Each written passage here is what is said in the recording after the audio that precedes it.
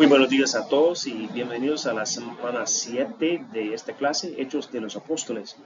Esta semana vamos a estudiar casi 3 capítulos y son capítulos llenos de acontecimientos sorprendentes hasta inesperados. Más que nada se enfoquen en la expansión del reino de Dios entre los gentiles, ¿verdad? Y es impresionante como lo que vemos en estos pasajes no viene de la mente de Pedro, ni Pablo, ni los otros apóstoles. Son cosas que ellos no habían planeado, pero ellos ocurren por la voluntad del Espíritu Santo. Entonces, como hemos dicho anteriormente, este libro podría ser llamado Los Hechos del Espíritu Santo. Y en estos capítulos vemos evidencia de este aspecto del libro. Para empezar, tenemos que considerar el contexto de lo que vamos a leer. Y leemos en Hechos 11:18, dice: al oír esto, se apaciguaron y alabaron a Dios diciendo: así que también a los no judíos ha concedido Dios el arrepentimiento para la vida. Bueno, tenemos que responder a algunas preguntas aquí. ¿Al oír qué? Bueno, al oír la noticia que Pedro comparte con ellos, que el Evangelio había llegado a los gentiles en Jope, ¿verdad? Y el Espíritu Santo descendió sobre ellos. Ellos tienen el Espíritu Santo. Esa fue una noticia espantosa para los judíos. Entonces, y estaban un poquito nerviosos al respecto, pero al oír el testimonio de Pedro, se apaciguaron y podrían aceptar el hecho de que el Espíritu Santo estaba llegando a y el Evangelio también a los gentiles, ¿verdad? ¿Quién era? Fue las autoridades de la iglesia en Jerusalén, incluso los defensores de la circuncisión en 11:2. Y el asunto fue que anteriormente habían pensado que solo los judíos o solo los que siguieron la ley de Moisés podrían ser como discípulos de Jesús, podrían tener o recibir el Espíritu Santo. Ahora está cambiando porque el Espíritu Santo está haciendo algo que no esperaban, ¿verdad? En el versículo 19, Lucas retoma el hilo de los resultados de la persecución y dispersión de los cristianos que vimos en capítulo 8. Dice: comenzaron a hablarles también a los de habla griego. Entonces, Stott habla de la disputa en cuanto a qué quiere decir habla griega. ¿Son judíos que hablaban griego o son gentiles de trasfondo romano quien no tenían ningún entendimiento de esas cosas judías? Si Lucas estaba preocupado por ser más específica, él pudiera haber dado más comentarios sobre el asunto. Entonces, estoy de acuerdo con lo que dice Stott, y él dice, está claro, sobre la base de Hechos 15 y Gálatas 2 y siguientes, que en la iglesia de Antioquía, de ese momento, los judíos y los gentiles, los circuncidados y los incircuncisos disfrutaban de confraternidad entre sí.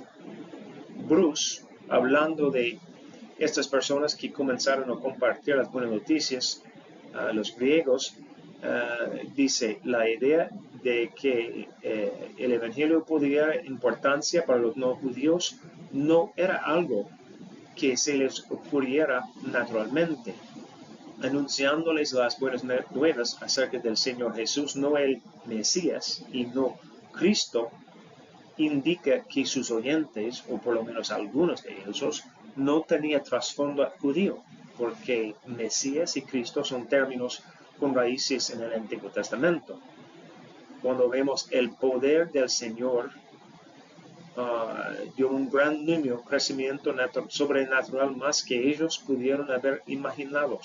Entonces, lo que vemos aquí es algo que solamente el Espíritu Santo estaba autorizando, está cumpliendo, y los creyentes que vienen de Chipre y de Cirene están siguiendo el liderazgo del Espíritu Santo. Este mapa nos va a ayudar en cuanto a tener un entendimiento de la geografía de lo que estamos hablando. Los que compartían el Evangelio en Antioquía fueron de Cirene, a la izquierda aquí, Creta, la isla aquí en el centro, a la ciudad, a la población de la ciudad en Antioquía, lo que es norte de Samaria, entre Siria y Cilicia. Aunque este mapa tiene que ver con el primer viaje misionero, lo que vamos a hablar más tarde, se puede ver aquí Creta y Fenicia también al norte de Galilea, y también Chipre y la ciudad de Antioquía. Stott nos informa de detalles sobre esta ciudad tan importante. Fue sede de la primera iglesia internacional, trampolín para la misión cristiana a todo el mundo. Aunque por su fundación era una ciudad griega, su población, estimada alrededor de 500,000 personas, era extremadamente cosmopolita. Entre sus habitantes también había latinos, de manera que griegos, judíos, orientales y romanos formaban la variada multitud de lo que Josefo llamó la tercera ciudad del imperio después de Roma y Alejandría.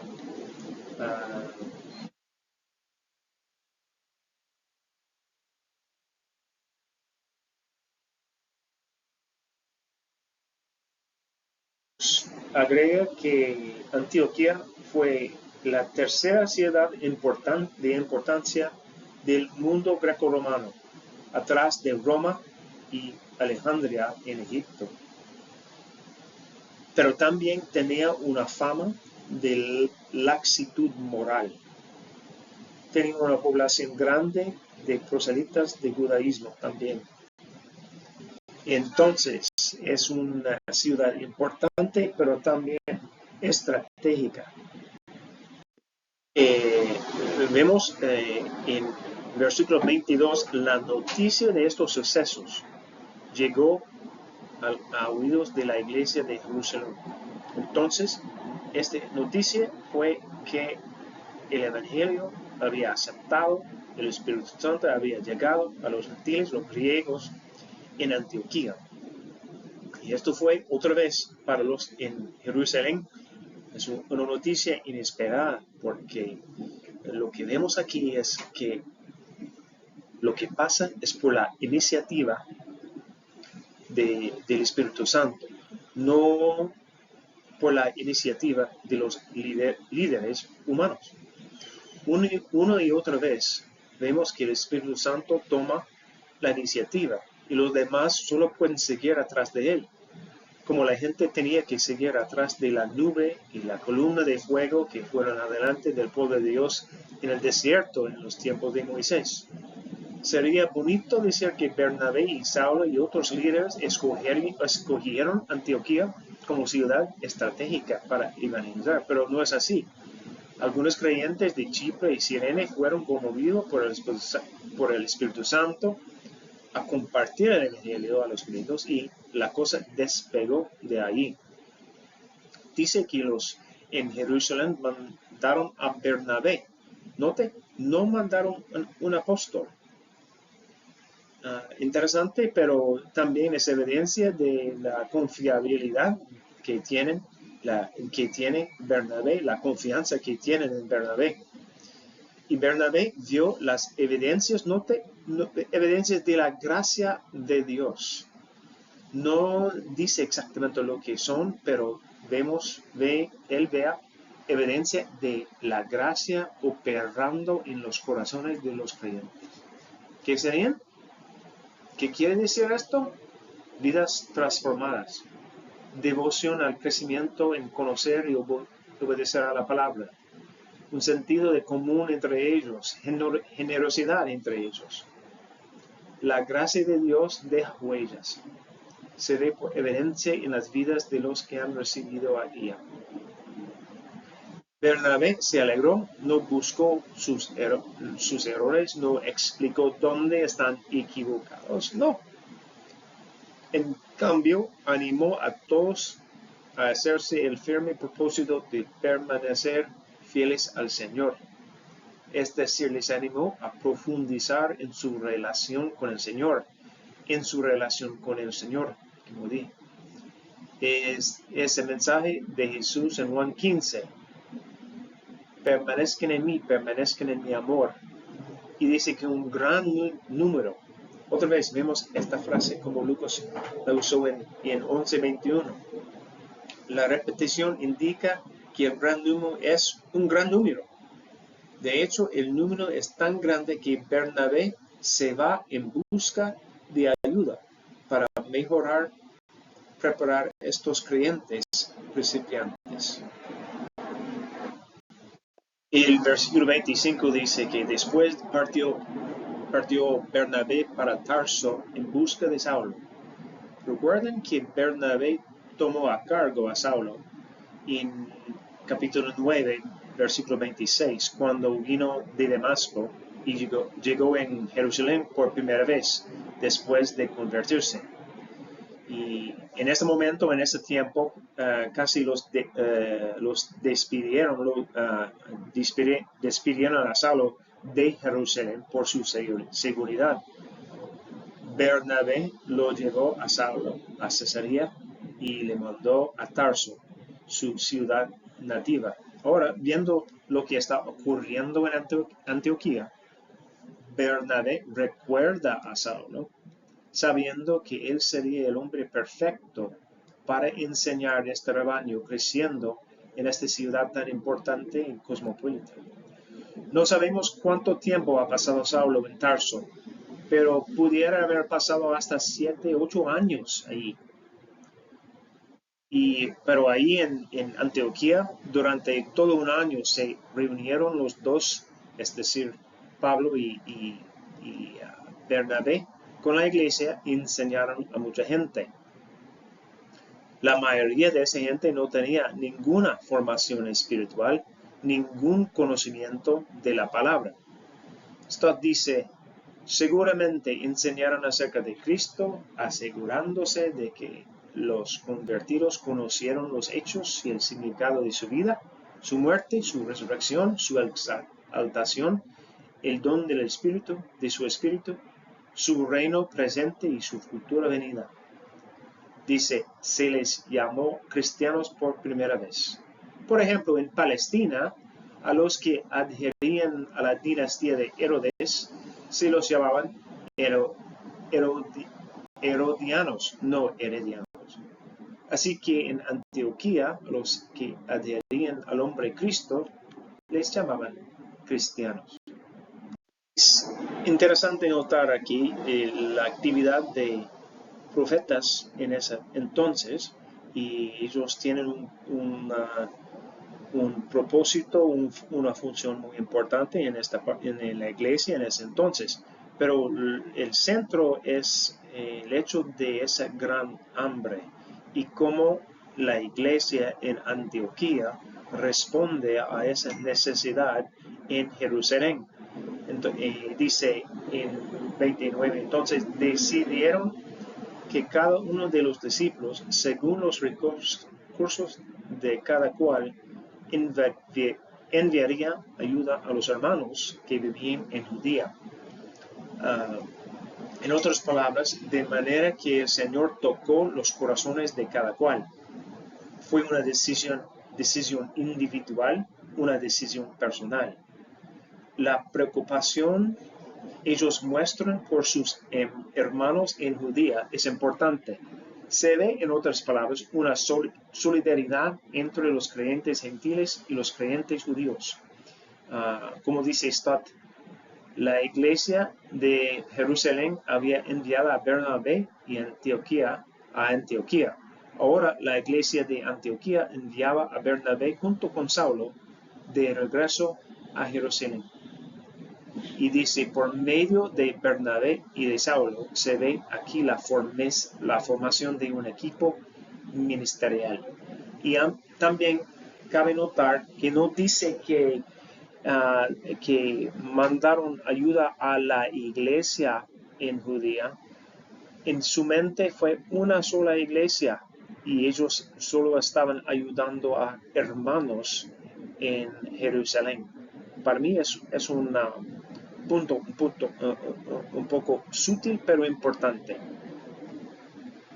No están dividiendo o separando según iglesias locales, sino están cuidándose dentro o bajo el liderazgo del Espíritu Santo en una sola iglesia, el cuerpo de Cristo y la expresión del cuerpo de Cristo en el mundo, no solamente en una pequeña comunidad o ciudad. No vamos a tomar mucho tiempo al estudiar Hechos capítulo 12.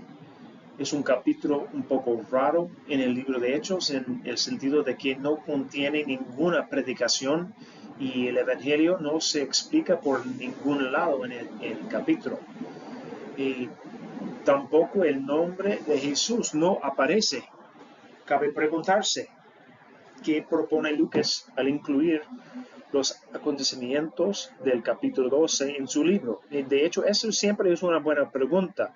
¿Por qué el autor incluye ese detalle o ese acontecimiento o esa frase o esa palabra? Eso nos puede ayudar, una pregunta así nos puede ayudar a entender o interpretar de manera mejor lo que propone el autor del texto. Tiene una observación y una frase muy bonita en cuanto a este capítulo. Dice, el capítulo se inicia con la muerte de Jacobo, Pedro en la cárcel y Herodes triunfante. Cierra con Herodes muerto, Pedro libre y la palabra de Dios triunfado. Muy interesante e importante ver como el movimiento del Espíritu Santo sin ser explicado así. Al principio parece que Herodes está en control de la situación, pero en realidad no es. El Espíritu Santo está en control de todo, trayendo victoria desde los hombros, ¿verdad? Pero hemos perdido Jacobo, uno de los hijos de trueno, uno de los buenos amigos de Cristo. Entonces es un momento doloroso en la historia, sin duda. Sin embargo, lo que vemos es la iniciativa y la obra del Espíritu Santo en cuanto a liberando a Pedro del cárcel y un sentido de humor también por la chica que reconoce la voz de Pedro, pero no abre la puerta. Y esa parte del pasaje tiene muchos rasgos de características de un testigo ocular. Alguien está presente quien está relatando estos detalles a Lucas. Vale la pena preguntarnos qué debemos sacar del acontecimiento de este capítulo, más en particular, qué está claro y qué no está tan claro.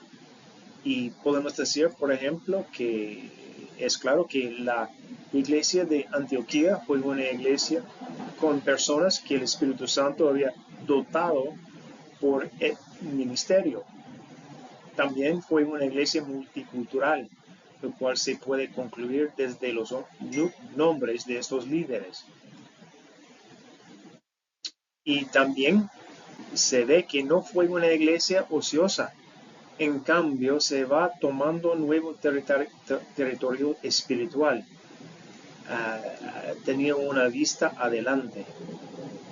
Además, es claro que el Espíritu Santo inicia lo que pasa en el capítulo, como hemos visto a través del libro de Hechos. Lo que no está muy claro es cómo el Espíritu Santo informó o reveló su voluntad a este grupo. Tampoco es claro que lo que sería la naturaleza del trabajo tiene ecos de la llamada de Abraham. Es decir, tenía que ir sin saber exactamente a dónde o qué iba a pasar. Es decir, el Espíritu Santo estaba pidiendo un intrépido paso de fe, como dice Stott. Hemos visto este mapa anteriormente, pero aquí enfocamos en el primer viaje misionero que empieza en Antioquía, sigue hasta la isla de Chipre, y entonces sembraron la palabra de Dios primeramente en Chipre y luego zarparon a Asia, empezando en Perge y hasta Antioquía de Siria y todo eso. Podemos ver la geografía del movimiento. Esta parte del capítulo no relata ninguna predicación por Pablo ni por Bernabé. Y vale la pena preguntarnos por qué Lucas incluye estos acontecimientos en Chipre en su relato.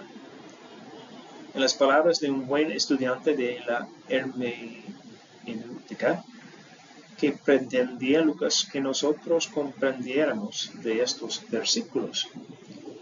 Y primero podemos decir que lo que Lucas nos relata aquí no es todo. Él selecciona los sucesos por sus propios propósitos. Recordemos sus palabras al principio del Evangelio de Lucas, donde dice que había investigado de esmero la situación, los acontecimientos, los eventos, y los ha puesto, está seleccionando estos eventos y poniendo en orden por sus propios propósitos para que su audiencia pueda tener certidumbre sobre los hechos de su fe. Pero aquí en esta parte de Hechos 13 hay muchas cosas que Lucas no nos dice. ¿Por qué empezaron en Chipre? No nos dice. ¿Qué pasó en cuanto a la predicación de la palabra en Salamina?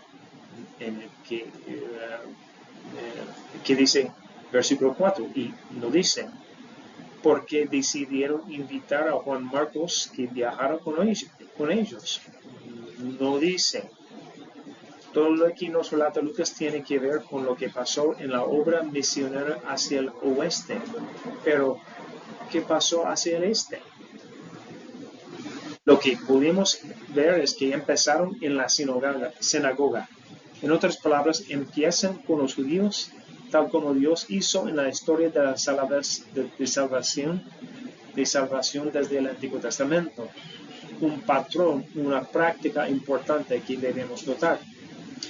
También la presencia de Juan Marcos, el sobrino de Bernabé, va a ser importante por varias razones. No solamente en el desarrollo del ministerio y de la persona de Juan Marcos, sino en lo que va a suceder entre Bernabé y Pablo más tarde. Lo que vemos al principio de esta viaje misionera es una confrontación entre Saulo o Pablo. Y nota bien que Pablo no es su nombre cristiano, fue su nombre de nacimiento. Él tiene un nombre hebreo y un nombre griego. Y cuando está en territorios griegos, usa Pablo. Cuando está en Israel o cuando está entre los judíos, se usa el nombre Saulo. Bueno, hay una confrontación entre Pablo y un hechicero, un falso profeta judío llamado Bar Jesús. Los resultados de esta confrontación: el hechicero queda ciego como castigo visible por su engaño del pueblo. Pero el gobernador se convierte y empieza a seguir a Cristo. Entonces, la relación entre los cristianos y el gobierno romano empieza en paz, empieza con amistad en este sentido. Entonces tenemos en estos versículos una situación incómoda, se convierte en una oportunidad para el Espíritu Santo y el crecimiento de la iglesia. Eso es algo muy importante porque tenemos que entender que muchas veces el Espíritu Santo obra a través de dificultades y no a través de situaciones muy cómodas o sencillas. Aquí tenemos nada más que una vista del viaje, del territorio, del terreno, del viaje de Perge a Antioquía de Pisidia, unos 160 kilómetros, y Pablo y Bernabé cruzó este territorio en su viaje misionero. No es tan fácil, ¿verdad?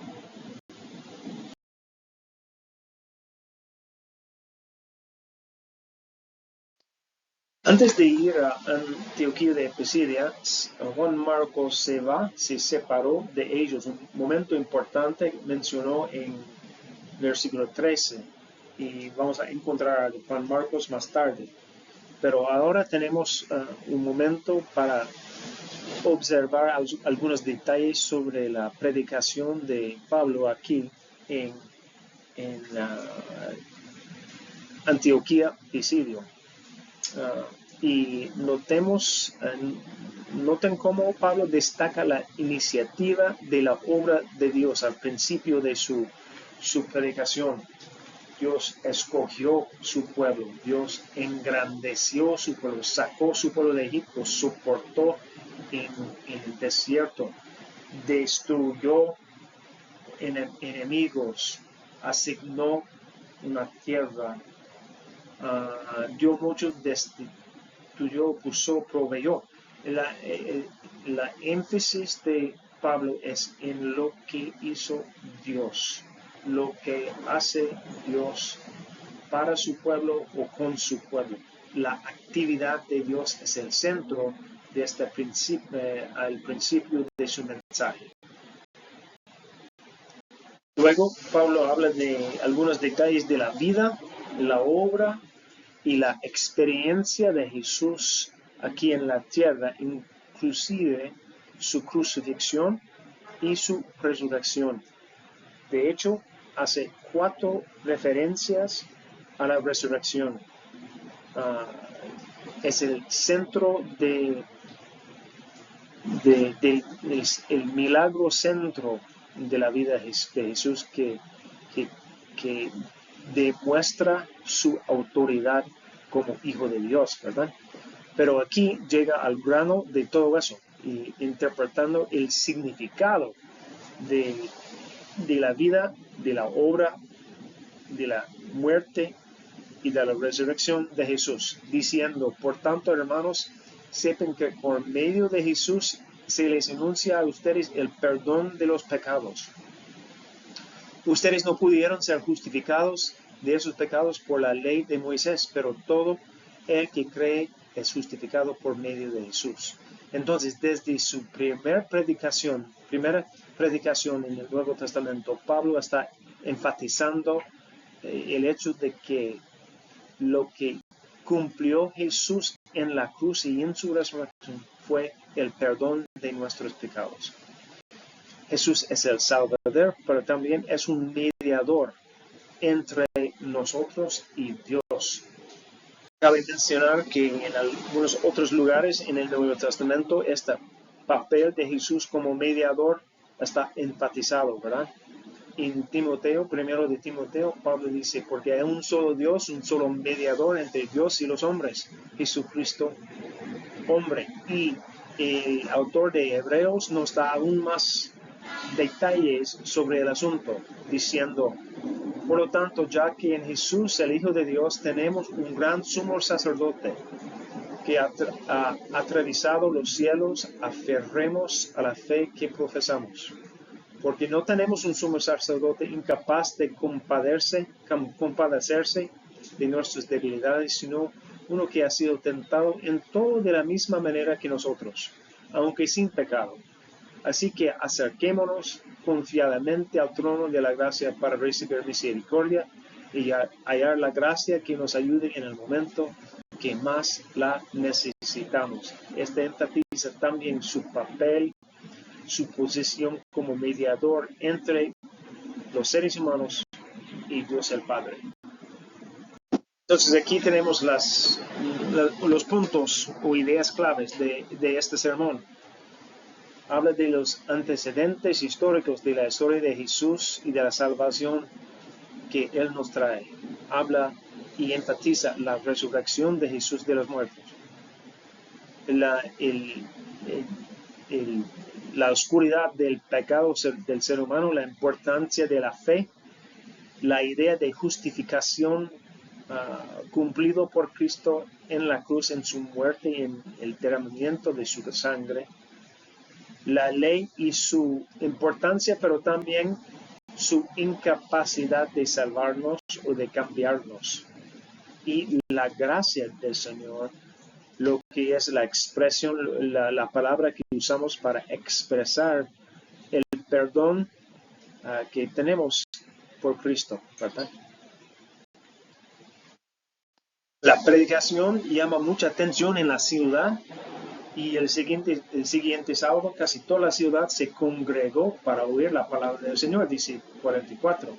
Pero esto atrae oposición de los judíos y tratando de introducir caos y complicación, tratando de interrumpir el mensaje, ¿verdad? Pero dice 46, Pablo y Bernabé los contestaron valientemente. Era necesario que les enunciáramos la palabra de Dios primero a usted, es decir, a los judíos. Como la rechazan y no se consideren dignos de la vida eterna, ahora vamos a dirigirnos a los gentiles. Así nos lo ha mandado el Señor. Te he puesto para luz para las naciones, no solamente para los judíos, a fin de que lleves mi salvación hasta los confines de la tierra, hablando de la promesa a Abraham y a la gran comisión de Cristo al fin de el libro de Mateo, ¿verdad? Al oír esto, los gentiles se alegraron y celebraron la palabra del Señor, y creyeron todos los que estaban destinados a la vida eterna, hablando del plan de Dios, la soberanía de Dios. Entonces, lo que vemos es la rechaza por parte de los judíos y la aceptación de parte de los gentiles de las buenas nuevas. Es un momento como crítico en el libro y en la historia de la iglesia. Podemos ver otros ejemplos de el alcance global o mundial del Evangelio en Lucas 24.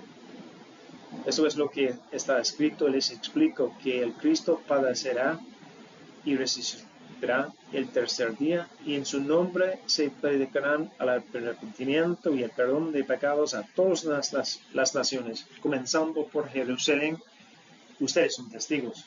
Y en Romanos, Pablo dice, a la verdad no me avergüenzo del Evangelio, pues es poder de Dios para salvación de todos los que creen, de los judíos primeramente, pero también de los gentiles, algo que hemos visto en esta pasaje que estamos estudiando hoy.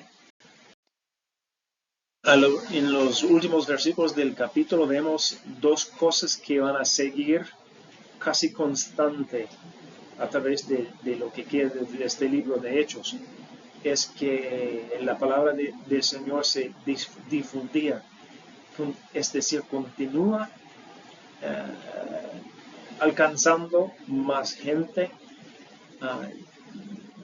siga difundiéndose por todos lados, ¿verdad? Pero también siga la oposición, especialmente de los judíos. Pero no importa que la situación es difícil o tiene complicaciones o tiene dolor, tenemos 52 y los discípulos quedaron llenos de alegría y del Espíritu Santo, porque su gozo no se encuentra en la situación en que están, pero en la identidad, la obra y el éxito de Dios en llevar a cabo su plan de salvación, su plan redentor para alcanzar al mundo. Termina, este capítulo termina de una manera muy bonita, ¿verdad? No es de color rosa, pero se van extendiéndose el reino de Dios, lo que es sumamente bueno.